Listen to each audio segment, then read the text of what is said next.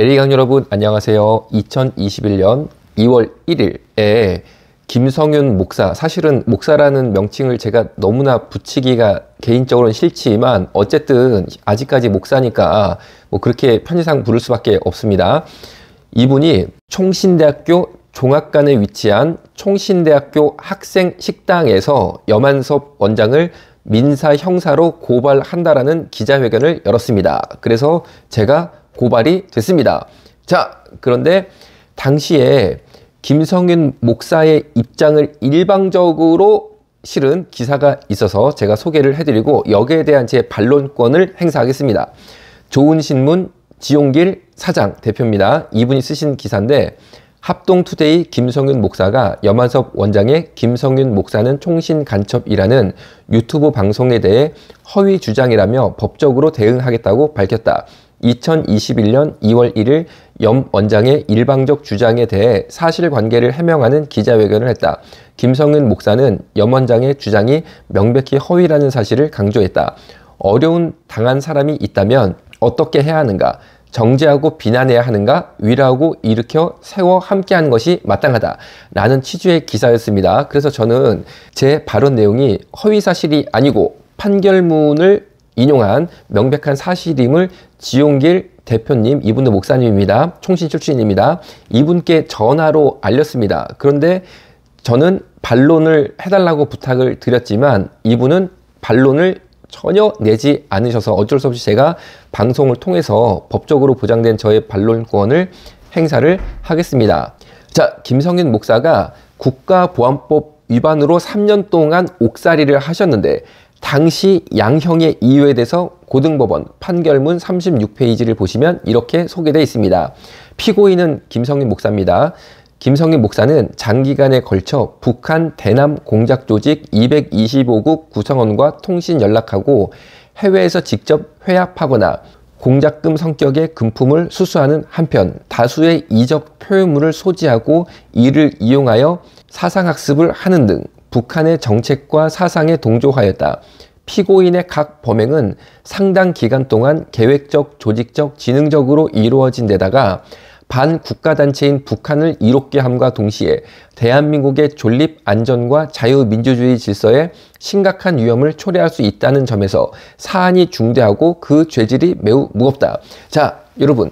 이런 행위를 한 사람 다시 정리해서 말씀드립니다. 장기간에 걸쳐 북한 대남 공작 조직 225국 요원과 통신 연락하고 해외에서 직접 회합하거나 여러 사람과 공모하여서 회합하고 공작금 성격의 금품을 수수하고 다수의 이적 표현물을 소지하고 이를 이용하여 여러 사람과 사상학습을 하는 등 북한의 정책과 사상에 동조하고 그리고 이런 범행이 상당 기간 동안 계획적, 조직적, 지능적으로 이루어졌고 반국가단체인 북한을 이롭게 함과 동시에 대한민국의 존립, 안전과 자유민주주의 질서에 심각한 위험을 초래할 수 있다는 점에서 사안이 중대하고 죄질이 무거운 사람이 간첩입니까? 간첩이 아닙니까? 그것은 여러분들이 각자의 양심에 손을 얹고 대답하시기를 부탁을 드리겠습니다.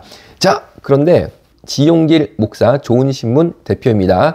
이분이 너무 이상한 형태로 기사를 내서 이분에 대해서 제가 조사를 했습니다. 자, 그런데 놀랍게도 2020년 10월 15일 총신언론인회가 구성이 됩니다. 총신언론인회는 총신대학교나 총신대학원을 졸업하고 언론계에 종사하는 사람들의 모임입니다. 그런데 놀랍게도 여기에 총무로 김성윤 목사, 합동투데이 사장이죠. 이분이 임명이 됐다는 거죠. 그리고 서기의 지용길 목사, 방금 보시는 것처럼 일방적으로 김성윤 목사의 편을 든 이분이 바로 서기다라는 것입니다.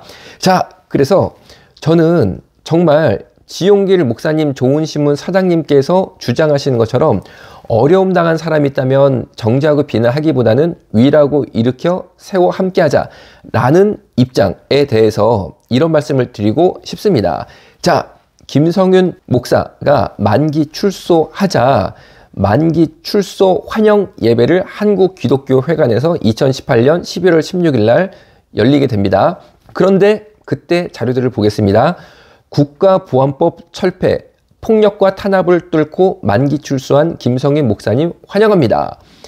평화와 통일 관련된 사역에 관심을 가지고 활동해온 기독교 통일 운동가이고 이와 관련된 활동을 하던 중 김성윤 목사를 포함한 3인이 국가보안법에 의한 탄압을 받았습니다. 라는 게 이분들의 주장입니다. 자, 여러분.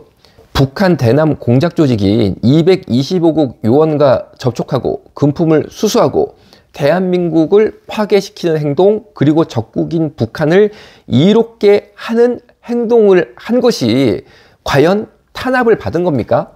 그리고 정말 이런 행위를 한 사람들이 회개하고 하나님 앞에 엎드릴 때 우리가 긍휼히 여기고 도와줄 수 있는 거지. 본인은 잘났다고 오히려 기독교회관을 빌려서 나는 국가보안법 억울한 희생자다라고 떳떳이 주장하고 앞으로도 내 하던 일 그대로 똑같이 하겠다라고 당당히 밝힌 사람을 우리가 무비판적으로 위로하고 일으켜 또 뭐요? 세워 함께해? 여러분 우리가 함께해? 자, 뭘 함께합니까? 뭘 함께해? 우리도 같이 해 그러면? 우리도 225구 공작원 만나고 우리도 대한민국 자유민주주의를 파괴하고 우리도 적국인 북한을 이롭게 하는 일에 함께 하자는 겁니까? 자, 그래서 제가 정말 이해가 안 되니까 이분이랑 통화를 하면서 말씀드린 것처럼 반론 보도도 요청을 했지만 그것은 묵살을 당했습니다. 그리고 함께한 통화에서 북한에 대해서 어떤 생각을 과연 갖고 있는 분인지 지 목사님께 여쭤봤어요. 들어보시겠습니다. 그 대북 문제는 입장이 같으신가요? 대북 문제는 그 김성윤 목사 입장이 어떤지 모르지만은 나는 평화, 통일, 민족 화해 이게 중요한 좋은 방향이고 그렇게 해야 된다고 생각하는 사람이에요. 네, 김성윤 목사하고 비슷하네요.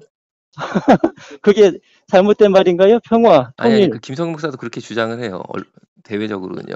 그건 모르겠어요. 그 김성윤 목사 속을 내가 어떻게 알겠어요? 어쨌든 네. 뭐 외견적으로는 비슷해 보이네요. 그래서 나는 그 총신대학의 평화통일개발대학원 이번에 입시를 해서 합격을 해놓은 상황입니다. 관심이 총신대 많아서. 평화통일대학원이 있어요? 예, 이번에 새로 생겼어요. 누가 만들었나요? 평화통일개발대학원. 뭐 학교에서 만들었으니까 누가 만들었는지 모르겠어요. 조금 제가 보니까 저 김성윤 목사랑 외견상이 비슷해 보이시네요. 그 북한에 대한 저 입장이요. 아니 우리나라 사람으로 전쟁 좋아하는 사람이 있어요? 평화와 통일, 화해를 원하지 우리나라 사람으로서 전쟁하고 싸우고 갈등하고 그거 원하는 사람 있어요?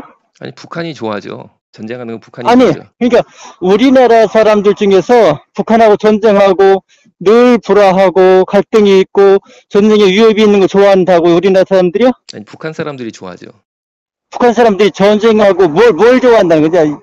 제가 설명한 거 좀 다르게 대답하신 것 같아요. 길게 얘기할 거 없고 그냥 입장만 어떠신지 궁금한 거니까. 어떤 입장이요? 목사님 입장은 제가 충분히 들었으니까 뭐 예. 목사님하고 다툴 필요는 없으시잖아요. 아 그렇죠. 뭐 다툴 필요 없죠. 예, 북한 얘기 나오니까 되게 예민해지시네요. 아 예민했어요? 예. 목사님 그렇구나. 뭔가 있나 보네. 그러니까 말이에요. 목사님. 그러게 말입니다.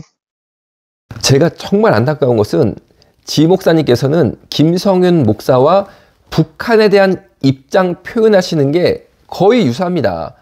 평화, 통일.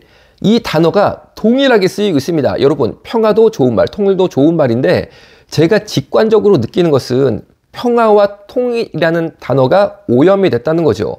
굉장히 무시무시한 일에 쓰이는 단어가 돼버린 것 같다라는 의구심을 강하게 갖게 됐습니다. 그리고 이 지 대표님께서 말씀하신 것처럼 총신대 평화통일개발대학원 신설에 대해서 기사를 보여드리겠습니다. 여기도 똑같은 네이밍이 쓰이고 있습니다.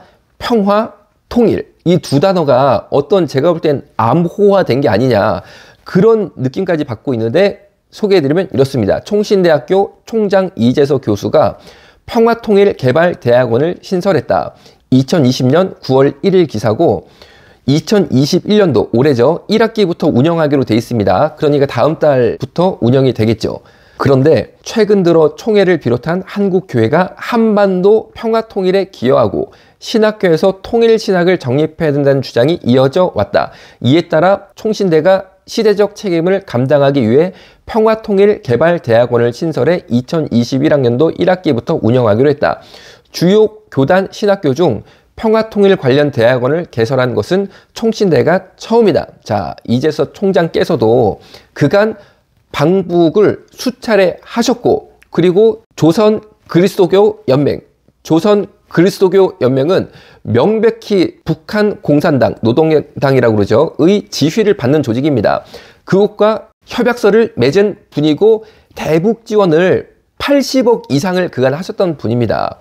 자, 그런데 여기에도 똑같이 평화, 통일이라는 단어가 여과 없이 쓰이고 있다. 그러니까 저는 뭔가 지금 맥이 잡히는 것 같다는 거죠. 자, 정말 이분들이 평화, 통일을 순수하게 가르치는 게 목적일까요? 아니면 북한이 끊임없이 시도하고 있는 연방제 통일을 위한 혁명 전사를 키우는 게 목적인 걸까요? 우리가 지켜봐야 됩니다. 자, 그리고 2020년 2월 1일 날 제가 레인보우 리턴즈의 사랑의 교회의 대북 송금 문제를 이야기를 했습니다. 그랬는데 놀랍게도 2월 1일 날 사랑의 교회 대북 송금 문제를 제가 방송에서 말한 이후에 다음 날인 2월 2일 오전에 저희 병원 서버 전체 다운됐습니다. 저는 분명히 북한에서 저희 병원 서버에 공격을 감행했다라고 생각을 할 수밖에 없습니다. 왜 그렇게 생각하는지는 제가 나중에 좀 밝히도록 하겠습니다. 자, 그리고 지금 보시는 사진이 당일 아침에 저희 병원 서버 전체 다운된 그 사진입니다. 자, 여러분, 제가 이제 말씀을 드립니다. 북한 225국에서 저희 방송을 열심히 보시고 있다라고 저는 생각을 합니다. 자, 그런데 대한민국 국민들, 특별히 우리 기독교인들은 6.25 때 순교를 하면서 한국 교회를 지켜낸 자랑스러운 유산을 지닌 분들입니다. 우리 기독교인들은 절대 탄압과 순교를 두려워하지 않습니다.